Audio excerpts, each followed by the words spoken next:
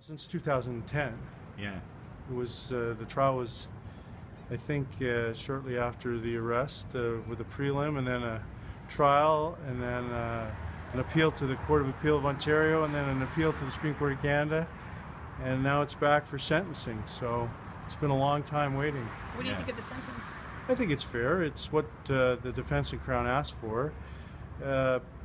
He's been branded with the scarlet letter of a cheat, which is a terrible thing.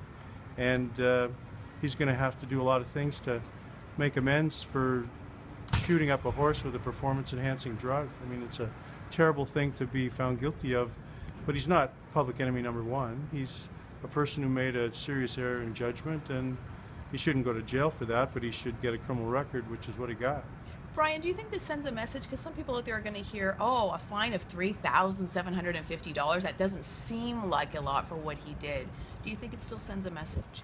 Well, I think it does, not so much with the monetary penalty, but the fact that he has a criminal record now in a global economy restricts his ability to move. His mobility rights are going to be within Canada. I don't think he's going to easily cross the border. You heard that he tried and couldn't get across, and that's a big price to pay. And he says he doesn't want to be in the horse racing industry anymore, but if he did and was somehow allowed to remain involved, he wouldn't be able to do the southern loop of the circuit anymore because he can't get to the States.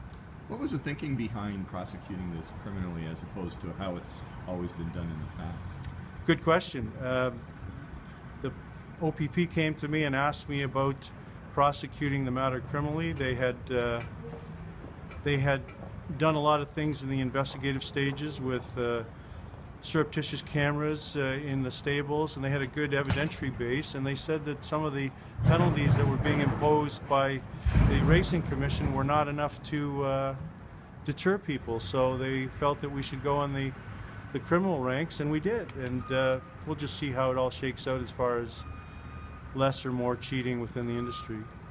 And there's one still still coming down, right? Yeah, it's Mr. Haskell, and he's of course still presumed to be innocent, and he is waiting to see what happened today, and I'll wait for his lawyer to contact the Crown's office as to whether we're going to have a trial or something else.